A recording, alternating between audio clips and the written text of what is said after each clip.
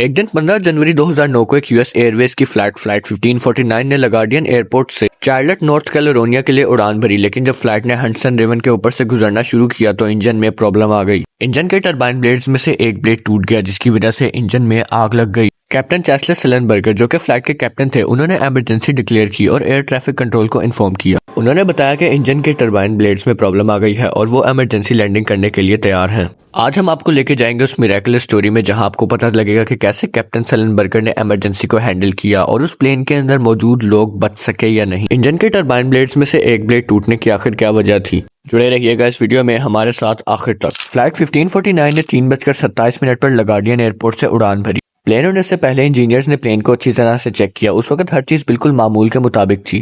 Plane अब 3000 feet की बुलंदी पर था और हडसन रिवर के ऊपर से गुजर रहा था कि अचानक से कनाडा गीज नामी परिंदों का एक झुंड इस जहाज के सामने आ गया और ये तमाम परिंदे इस जहाज से टकरा गए। दोस्तों, ये परिंदे नॉर्थ अमेरिका में पाई जाते हैं और ये परिंदे काफी ज्यादा बड़े और ताकतवर होते हैं। ये परिंदे डायरेक्ट जाकर इंजन के टरबाइन ब्लेड से टकराए, जिसके नतीजे के अंदर एक टरबाइन ब्लेड टूट गया और जिसकी वजह से इंजन के अंदर आग लग गई। प्लेन में बैठे मुसाफिरों को इस बात का अच्छे तरीके से अंदाजा हो चुका था कि कुछ ना कुछ गड़बड़ हुई है प्लेन के साथ। कैप्टन चैसलर सेलेनबर्गर ने, जो कि फ्लाइट के कैप्टन थे, इमरजेंसी डिक्लेयर की और एयर ट्रैफिक कंट्रोल को इन्फॉर्म किया। उन्होंने बताया कि इंजन में प्रॉब्लम आ गई है और वो इमरजेंसी लैंडिंग करने के लिए तैयार हैं। कैप्टन ने इमरजेंसी लैंडिंग के लिए टेटरबोरो एयरपोर्ट के लिए जाना मुनासिब समझा, क्योंकि सबसे ज्यादा करीब तरीन एयरपोर्ट उस वक्त वही था। मगर कैप्टन को इस बात का अच्छे तरीके से अंदाजा हो चुका था कि वो लोग उस एयरपोर्ट तक नहीं पहुंच जाएंगे, क्योंकि इंजन के दोनों टरबाइन ब्लेड्स टूट चुके थे और इंजन मुकम्मल तौर पर फेल हो चुका था। प्लेन में बैठे तमाम लोग बहुत ज्यादा घबरा गए थे। उन सबको इस बात का अंदाजा हो गया था कि प्लेन अब क्रैश होने लगा है। दोस्तों, अब यहाँ पर डू और डाई वाली सिचुएशन थी। इस सिचुएशन में पायलट ने एक बहुत ही ज्यादा हैरानकुन फैसला लिया। प्लेन उस वक्त बिल्कुल हडसन रिवर के ऊपर था। पायलट ने फैसला लिया कि वो लोग प्लेन को रिवर के अंदर उतार देंगे।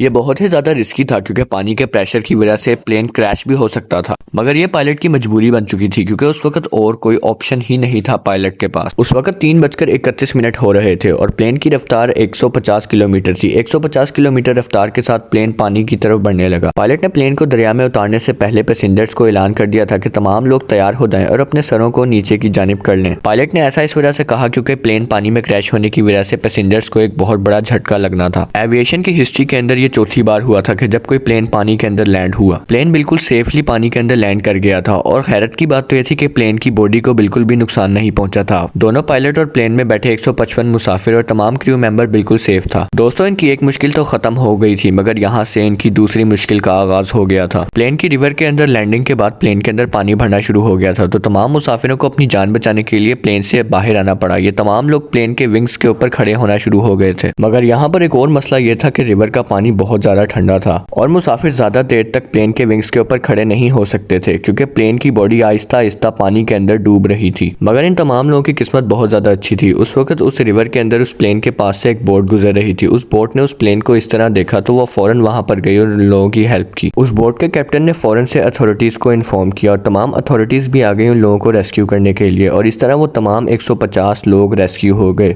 मुसाफिरों को फौरन से हॉस्पिटल में एडमिट किया गया, क्योंकि चंद मुसाफिरों को छोटी मोटी चोटें आई थी। इस वाकये के बाद कैप्टन चैसलर सेलेनबर्गर को अवार्ड भी मिला और ये दोनों पायलट उस वक्त हीरो बन चुके थे। दोस्तों, क्योंकि पायलट के एक फैसले की वजह से 155 लोगों की जान बच गई थी। उस प्लेन में बैठे तमाम लोग बहुत ज्यादा लकी थे, क्योंकि इन लोगों का सर्वाइव कर पाना बहुत ज्यादा मुश्किल था। क्योंकि पहले तो इनके प्लेन के इंजन के अंदर आग लग गई, उसके बाद इनका प्लेन सेफली लैंड हो गया पानी के अंदर, जो कि एक बहुत बड़ा मौजज़ा था। फिर इन तमाम लोगों को रिवर से भी रेस्क्यू कर लिया गया और किसी एक आदमी की भी जान नहीं गई। इस सब का क्रेडिट कैप्टन चैसलर सेलेनबर्गर को दिया गया, क्योंकि उनके एक फैसले की वजह से ये सब हुआ और तमाम लोगों की जान बच गई। इस वाकये के बाद कैप्टन चैसलर सेलेनबर्गर एक हीरो बन गए थे।